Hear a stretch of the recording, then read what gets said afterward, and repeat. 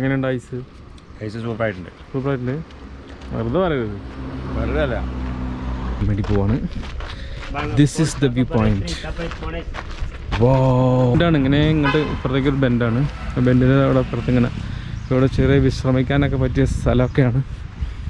കണ്ടോ, ഇവിടെ ക്ഷേത്രമാണ് കേട്ടത്. ഇതിൻ്റെ അപ്പുറത്തേക്ക് വനാണ്. നല്ല. ഈ വീഡിയോ നിങ്ങൾക്കായി അവതരിപ്പിച്ചിരിക്കുന്നത് സ്കൈ ഗോൾഡ് ജ്വല്ലറി. 916 സ്വർണ്ണാഭരണ വിൽപ്പന രംഗത്ത് ശ്രദ്ധ നേടിയതും ലളിതമായ സ്വർണ്ണ നിക്ഷേപ പദ്ധതികൾ പരിചയപ്പെടുത്തുന്നതിലും ക്വാളിറ്റിയിലും വിശ്വാസ്യതയിലും ജനശ്രദ്ധ നേടിയതുമായ സ്ഥാപനം.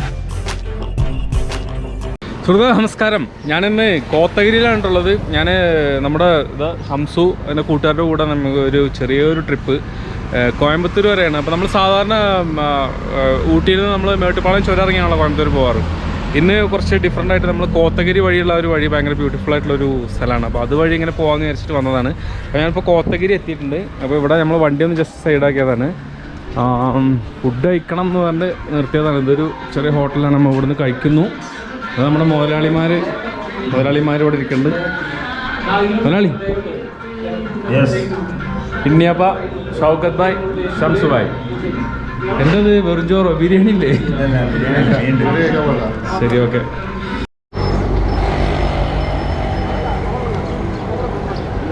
രാവിലെ പുറപ്പെട്ടതാട്ടോ. പുറപ്പെട്ട് ഞങ്ങളിപ്പോൾ കുറേ ദൂരം ഡ്രൈവ് ചെയ്ത് വന്നു. ഇവിടെ നിന്നാണ് ക്യാമറ എടുക്കുന്നത്. ബാക്കിയുള്ള സ്ഥലങ്ങൾ നമ്മൾ ഒരുപാട് കാണിച്ചാണല്ലോ.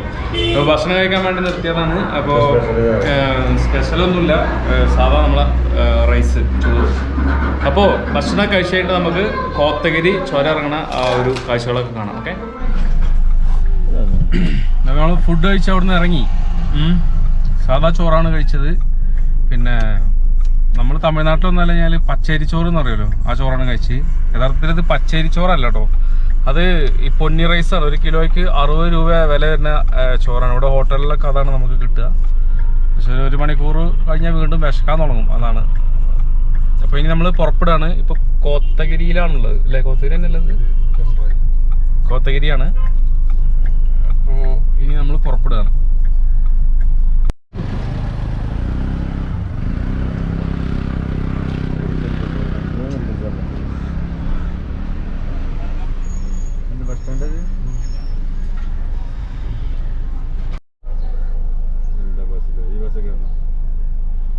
അടിപൊളി ബസ്സാണത്.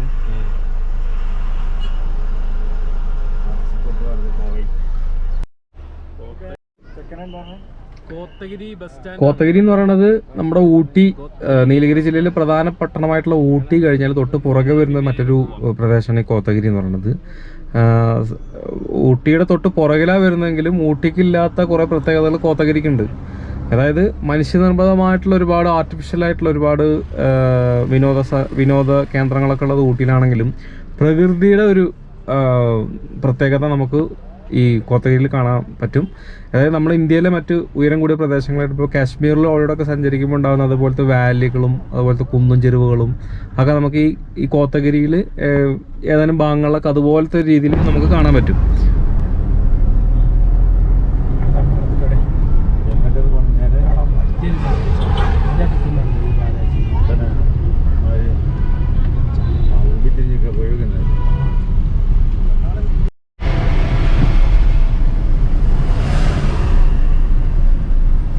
ഇങ്ങനെ പോയാലാണ് കോടനാട് വ്യൂ പോയിന്റും കാര്യങ്ങളൊക്കെ ഉള്ള സ്ഥലം.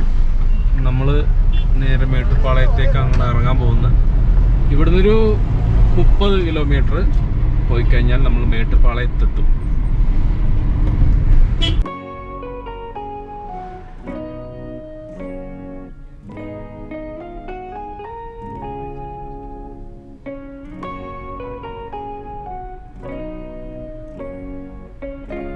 കോത്തഗിരിയെ കുറിച്ച് ചില ആളുകളൊക്കെ പറയാനായിട്ടുണ്ട് കേട്ടോ. മറ്റേ ഇവിടുത്തെ കാലാവസ്ഥ വന്നിട്ട് വളരെ പ്രത്യേകതയാണ്. ഊട്ടി ഇവിടുന്ന് ഒരു 20-25 കിലോമീറ്റർ ഡിസ്റ്റൻസിലാണ് ഊട്ടിയുള്ളതെങ്കിലും 25 കിലോമീറ്റർ നമ്മൾ സഞ്ചരിച്ച് കോത്തഗിരി എത്തുമ്പോഴത്തേക്ക് ഇവിടുത്തെ കാലാവസ്ഥയിലുണ്ടാകുന്ന മാറ്റങ്ങൾ, അതായത് സ്വിറ്റ്സ് ക്ലൈമറ്റ് എന്നൊക്കെ ചിലർ പറയാറുണ്ട്. അതായത് സ്വിറ്റ്സർലാൻഡിലും മറ്റൊക്കെ ചില സമയങ്ങളിൽ അനുഭവപ്പെടുന്ന കാലാവസ്ഥ, അതേപോലെ ഒരു കാലാവസ്ഥ കോത്തഗിരി ഭാഗങ്ങളിൽ അനുഭവപ്പെടാറുണ്ട് എന്ന് പറയും. അത് ഏതാണ്ടൊക്കെ ശരിയാണ്. ചില സന്ദർഭങ്ങളിൽ ഇവിടെ ഇപ്പോൾ ഈ മഞ്ഞുകാലത്തൊക്കെ ഏറ്റവും കൂടുതൽ അതുപോലത്തെ ഒരു കാലാവസ്ഥ അനുഭവപ്പെടാറുണ്ട്. പിന്നെ ഇവിടുത്തെ ഭൂപ്രകൃതി എന്ന് പറയുന്നത് നല്ല മലഞ്ചെരിവുകളും അതുപോലത്തെ ഒരു കാഴ്ചയാണ്. നമുക്കിപ്പോൾ ഇവിടെ ടൂറിസ്റ്റ് പ്ലേസ് ആയിട്ട് പറയുകയാണെങ്കിൽ തന്നെ കുറച്ച് പ്രദേശങ്ങളൊക്കെ ഉണ്ട്. ഒരു 5-6 മെയിൻ സ്പോട്ടുകൾ നമുക്ക് ഇവിടെ ഉണ്ട്. ഇപ്പോൾ കോടനാട് വ്യൂ പോയിന്റ് ഉണ്ട്. അതുപോലെ കാട്ടിലേക്ക് ഒരു 5 കിലോമീറ്റർ ആ ഭാഗത്തേക്കൊക്കെ മലഞ്ചെരിവുകളിലേക്കൊക്കെ സഞ്ചരിച്ച് കഴിഞ്ഞാൽ ഒരുപാട് വാട്ടർ ഫാൾസുകളുണ്ട്. അങ്ങനെയൊക്കെയുള്ള ഒരു പ്രദേശമാണ്. പിന്നെ ഇവിടുത്തെ ടൗണും ഇതൊക്കെ എന്ന് പറയുകയാണെങ്കിൽ അത്ര വലിയൊന്നുമില്ല. സാധാരണ ടൗൺ പോലെ തന്നെയാണ്. അത്ര വലിയ വികസനങ്ങളോ മറ്റൊന്നുമില്ല. ഒരു 30,000-ഓളം ജനങ്ങൾ തിങ്ങി താമസിക്കുന്ന ഒരു പ്രദേശം, അതായത് ഒരു ടൗൺ പഞ്ചായത്താണ് ഈ കോത്തഗിരി എന്ന് പറയുന്നത്, നീലഗിരി ജില്ലയിൽ.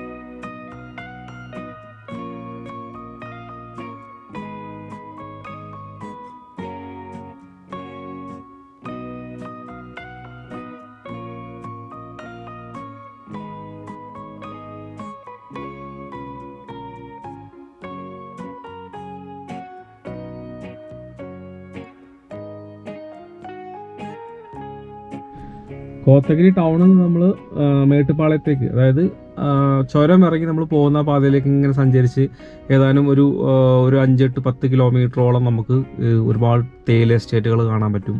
ആ തേയില എസ്റ്റേറ്റുകളിലൊക്കെ ഓരോ ചെരുവുകളിലും ഓരോ വാലികളിലും ഒരുപാട് വീടുകൾ ഇങ്ങനെ തിങ്ങി നിൽക്കുന്നത് കാണാൻ പറ്റും. നല്ല കാഴ്ചകളാണ്. അതായത് നമ്മൾ കുന്നൂർ വഴി യാത്ര ചെയ്യുമ്പോൾ നമുക്ക് കിട്ടുന്നതിനേക്കാൾ വേറൊരു രീതിയിലുള്ളൊരു ഫീലാണ് നമുക്ക് ഇതുവഴി ഈ ചുരം ഇറങ്ങി പോകുമ്പോൾ നമുക്ക് കിട്ടുന്നത്. അതായത് തേയിലത്തോട്ടങ്ങളാണ് കുറേ ഭാഗങ്ങൾ കാണുമെങ്കിലും കുറച്ച് അകലായിട്ട് നമുക്ക് ഒരുപാട് ഫോറസ്റ്റുകൾ കാണാൻ പറ്റും. ആ ഫോറസ്റ്റ് തുടങ്ങുന്നതിൻ്റെ തൊട്ടിപ്പുറത്ത് കുറച്ച് ഭാഗങ്ങളിൽ വീടുകൾ കാണാൻ പറ്റും. വീടുകൾ എന്ന് പറഞ്ഞാൽ കൂട്ടത്തോടുള്ള വീടുകളാണ് നമുക്കിവിടെ കാണാൻ പറ്റുക. അപ്പോൾ ഇതൊക്കെ ഒരു പ്രത്യേക ഒരു അനുഭവമാണ്. നമുക്ക് ഇപ്പോൾ സാധാരണ നമ്മൾ ഗൂഡല്ലൂർ ഭാഗത്തു നിന്ന് കോയമ്പത്തൂരിലേക്ക് സഞ്ചരിക്കുമ്പോൾ മിക്ക ആളുകളും സഞ്ചരിക്കുക, നമ്മൾ സാധാരണ ബസ്സൊക്കെ കൂടുതലായിട്ട് സഞ്ചരിക്കുന്നത് കുന്നൂർ വഴിയുള്ള ചുരമാണ്. പക്ഷെ അതിനേക്കാൾ കുറച്ചും കൂടെ ഭംഗി നമുക്ക് കോത്തഗിരിയാണെന്ന് പറയാൻ പറ്റും. കോത്തഗിരിൻ്റെ ഒരു ഭൂപ്രകൃതി എന്ന് പറയുന്നത് മറ്റേതിനും തികച്ചും വ്യത്യസ്തമായിട്ടുള്ളൊരു കാലാവസ്ഥ ആയാലും ശരി, ഇവിടുത്തെ ഭൂപ്രകൃതി ആയാലും ശരി, കുറച്ച് ഡിഫറെൻ്റ് ആയിട്ടുള്ളതാണ്. അത് വേറൊരു അനുഭവമാണ് നമുക്ക് ഇതുവഴി യാത്ര ചെയ്യുമ്പോൾ. നമ്മൾ ജസ്റ്റ് ഒന്ന് നിർത്തിയിട്ടോ, ചുരത്തിൻ്റെ പകുതിൻ്റെ അടുത്ത് ഇറങ്ങിയിട്ടേ ഉള്ളൂ. അപ്പോൾ കുറച്ച് ഇപ്പുറത്തേക്ക് ഇറങ്ങിയപ്പോഴേ ഇവിടെ നല്ലൊരു സ്പോട്ടുണ്ട്. ഇവിടെ ഇങ്ങനെ വെറുതെ വന്ന് ഇരിക്കാനൊക്കെ പറ്റിയിട്ടുള്ളൊരു സ്ഥലമാണ്. ഇവിടെ ഒരു ക്ഷേത്രം കാണുന്നുണ്ട്. പിന്നെ ഇത് നല്ലൊരു ബെൻഡാണ്, ഇങ്ങനെ ഇങ്ങോട്ട് ഇപ്പുറത്തേക്കൊരു ബെൻഡാണ്. ബെൻഡിന് അവിടെ അപ്പുറത്ത് ഇങ്ങനെ ഇവിടെ ചെറിയ വിശ്രമിക്കാനൊക്കെ പറ്റിയ സ്ഥലമൊക്കെയാണ്. കണ്ടോ, ഇവിടെ ക്ഷേത്രമാണ് കേട്ടത്. ഇതിൻ്റെ അപ്പുറത്തേക്ക് വനാണ്, നല്ല കാടാണ്. ഇവിടെ ആൾക്കാർ ഇരുന്ന് വിശ്രമിക്കുന്നു. ഇവിടെ ഒരു ക്ഷേത്രം, തൊട്ടിപ്പുറത്ത് റോഡ്. ഇതിൻ്റെ അപ്പുറത്തെ റോഡിൻ്റെ അപ്പുറത്തെ സൈഡിലേക്ക് പോയി കഴിഞ്ഞാലും വനമാണ്.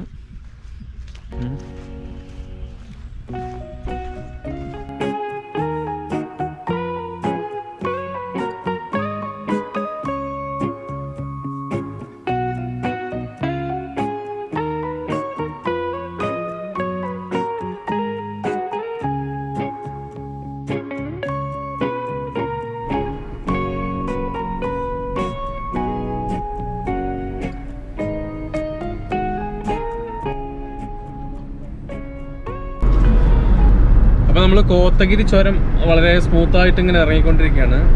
നമ്മുടെ സഹയാത്രികരൊക്കെ ചെറിയൊരു ഉണ്ടമയക്കത്തിലാണ്. സംശയമയങ്ങാൻ പാടില്ല കേട്ടോ വണ്ടി. കോത്തഗിരി ടൗണിൽ നിന്ന് നമ്മൾ ഈ ചുരം എത്തുന്ന ഒരു 5-6 കിലോമീറ്ററോളം ഒരുപാട് ഗ്രാമപ്രദേശങ്ങളുണ്ട് കേട്ടോ. ഈ മലഞ്ചെരുവിലൊക്കെ ഒരുപാട് വീടുകളൊക്കെ കാണാൻ പറ്റും. ചെറിയ ചെറിയ ഗ്രാമങ്ങളുണ്ട്. നല്ല ഭംഗിയുള്ള കാഴ്ചകളാണ് അവിടെ നിന്ന് നമുക്ക് കാണാൻ പറ്റുക. കോത്തഗിരി എന്ന് പറയുന്നത് തന്നെ ഈ ഗോത്ര വിഭാഗത്തിൻ്റെ ഒരു എന്നാണ് പേരുണ്ടായിട്ടുള്ളത്. ഇപ്പോൾ നമ്മുടെ നീലഗിരി മലഞ്ചെരുവിൽ ഒരുപാട് ഗോത്ര വിഭാഗക്കാരുണ്ടല്ലോ. ഇപ്പോൾ കുറുമാസ് ഉണ്ട്, നമ്മൾ കഴിഞ്ഞ വീഡിയോയിൽ കണ്ട തോടാസ് ഉണ്ട്, അതുപോലെ തന്നെ ഗോത്ത എന്ന് പറയുന്നത് മറ്റൊരു ഗോത്ര വിഭാഗമാണ്. അപ്പോൾ അവരൊക്കെ മുൻകാലങ്ങളിൽ ഇവിടെ കുടിയേറി പാർത്തതിൻ്റെ ഒരു ഇതെന്നാണ് ഈ പേരുണ്ടായിട്ടുള്ളത്, കോത്തഗിരി എന്ന് പറഞ്ഞിട്ടുള്ളത്. പിന്നെ ഇപ്പോൾ ഈ ചുരം വഴിയുള്ള റോഡ് എന്ന് പറഞ്ഞത് ഈ മുൻകാലത്തൊന്നും ആദ്യമൊന്നും ഇത് ഒരു പ്രധാന പാതയായിരുന്നില്ല കേട്ടോ. പിന്നെ നമ്മുടെ തമിഴ്നാട് മുൻ മുഖ്യമന്ത്രി ജയലളിത ഉണ്ടായിരുന്ന സമയത്ത് ജയലളിതൻ്റെ ഉടമസ്ഥതയിലുള്ള ഒരു എസ്റ്റേറ്റ് ഉണ്ടായിരുന്നു. ഇവിടെ കോടനാട് എന്ന് പറയുന്ന ഒരു എസ്റ്റേറ്റ് ഉണ്ടായിരുന്നു. ആ എസ്റ്റേറ്റിൽ ജയലളിത പല സമയത്തും ഇങ്ങനെ സുഖവാസത്തിന് വേണ്ടിയിട്ട് വരാറുണ്ട്, വിശ്രമത്തിനൊക്കെ വേണ്ടിയിട്ട് വരാറുണ്ടായിരുന്നു. അപ്പോൾ ഇതുവഴിയായിരുന്നു അന്ന് റോഡ് മാർഗ്ഗം വന്നിരുന്നത്. അപ്പോൾ അതിൻ്റെ ഭാഗമായിട്ടാണ് ഈ റോഡൊക്കെ ഒന്ന് പുനർനിർമ്മിക്കപ്പെട്ട് നല്ല സ്മൂത്തായിട്ടുള്ള റോഡായിട്ട് മാറിയത്. പ്രധാന റോഡ് നമ്മുടെ മേട്ടുപ്പാളയം ഊട്ടി ആ കണക്ട് ചെയ്യുന്ന ബർലിയാർ വഴി പോകുന്ന ആ റോഡ് തന്നെയാണ്. പക്ഷേ ഇതൊരു സ്പെയറായിട്ടാണ്. ഇപ്പം മറ്റേ സ്ഥലത്ത് റോഡ് വല്ല ബ്ലോക്കോ മറ്റോ ഒക്കെ ഉണ്ടാകുന്ന സമയത്ത് വണ്ടികൾ തിരിച്ചുവിടാനൊക്കെ ആയിട്ട് ഒരു ബൈപ്പാസ് മാതിരിയൊക്കെ ആയിട്ട് ഉപയോഗിച്ചിരുന്നൊരു വഴിയായിരുന്നത്. പക്ഷെ പിന്നീട് ഇപ്പോൾ വീതിയൊക്കെ കൂട്ടി കുറച്ച് കുഴപ്പമില്ലാത്ത നല്ല രീതിയിൽ ഒരു സർവീസൊക്കെ നടത്തിക്കൊണ്ടിരിക്കുന്ന ഒരു പ്രധാന റോഡായിട്ട് അത് മാറി.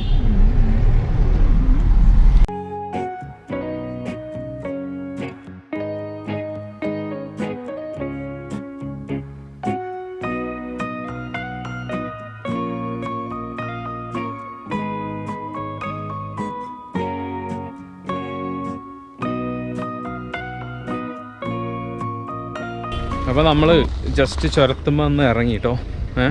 ശരിക്കും ചുരം തുടങ്ങണേ ഉള്ളൂ. ഇവിടെ ഇങ്ങനെ വന്ന ഒരു വ്യൂ പോയിൻ്റ് ഉണ്ട്. നമുക്ക് വ്യൂ പോയിൻ്റ് ഒന്ന് നോക്കാം. അപ്പോൾ ഞാൻ ഷൗക്കത്ത് ബ്രോയും കൂടി ഒരു വ്യൂ പോയിൻ്റ് കാണാൻ വേണ്ടി പോവാണ്. This is the view point. വോ ഇതാണ് ആ വ്യൂ പോയിൻ്റ്. വല്ലതും കാണുന്നുണ്ടോ? ഒറ്റ കളർ മാത്രം. ക്യാമറയിൽ ഒറ്റ കളറേ ഉള്ളൂ അല്ലേ? ഇവിടെ ഒരു വ്യൂ പോയിൻ്റാണ്. അപ്പോൾ ഇത് ഇങ്ങനെ ഇവിടുന്ന് എഡ്ജ് കഴിഞ്ഞാൽ അപ്പുറത്തേക്ക് കൊക്കെ കേട്ടോ. പക്ഷെ ഇവിടെ അത്ര ഡേഞ്ചർ ഇല്ല. അതിൻ്റെ അപ്പുറത്തേക്ക് നല്ലൊരു വ്യൂ പോയിൻ്റാണ്. മേട്ടുപ്പാളയം ടൗണൊക്കെ നമുക്ക് ഇവിടുന്ന് കാണാൻ പറ്റും. എങ്ങനെയുണ്ട് ഐസ്? സൂപ്പറായിട്ടുണ്ട്. വെറുതെ പറയരുത്. വെറുതെ അല്ല. അപ്പോൾ നമുക്ക് ഐസ് കഴിക്കാം. நான் கேட்டிருக்கிற கேள்விக்கான பதில வாட்ஸ்அப் அனுப்புங்க. உங்களுடைய பதில்களுக்காக நான் காத்துக்கிட்டு வெற்றி செந்தில் சித்தரவை 2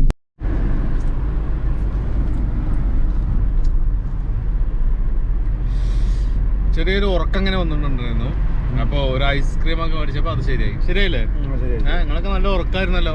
ഞങ്ങൾ ഉറങ്ങിയില്ല. ശരിയായോ? ഓക്കെ. ഷംസും മുന്നാബിയും ഐസ്ക്രീം കഴിച്ചു കഴിഞ്ഞതാട്ടോ. അവർക്ക് എന്താ വാങ്ങിക്കൊടുത്തില്ലായിരുന്നു? അവർ കഴിച്ചു കഴിഞ്ഞതാ.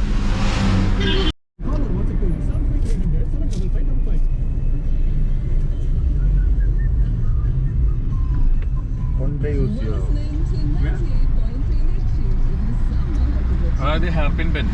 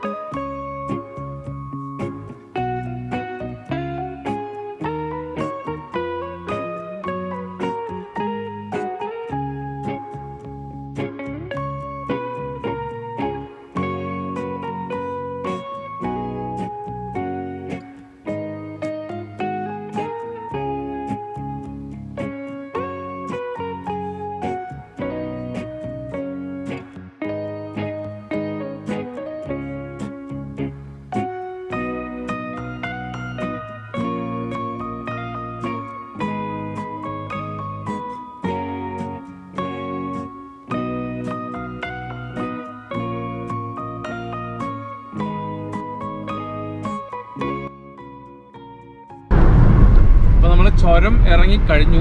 ചുരം ഇറങ്ങി താഴെ എത്തി. ഇപ്പം നമ്മൾ മേട്ടുപ്പാളയം ടൗണിലെത്തി. നമ്മൾ പോകുന്നത് കോയമ്പത്തൂരിലേക്കാണ്. അപ്പോൾ അത് നമുക്ക് കോയമ്പത്തൂർ പോകുന്ന വിശേഷങ്ങൾ നമുക്ക് അടുത്ത എപ്പിസോഡിൽ കാണാം. ഈ എപ്പിസോഡ് ഞാനിവിടെ അവസാനിപ്പിക്കുന്നു. അടുത്ത എപ്പിസോഡിൽ നമുക്ക് ഇതിൻ്റെ ബാക്കി ഭാഗങ്ങളൊക്കെ കാണാം.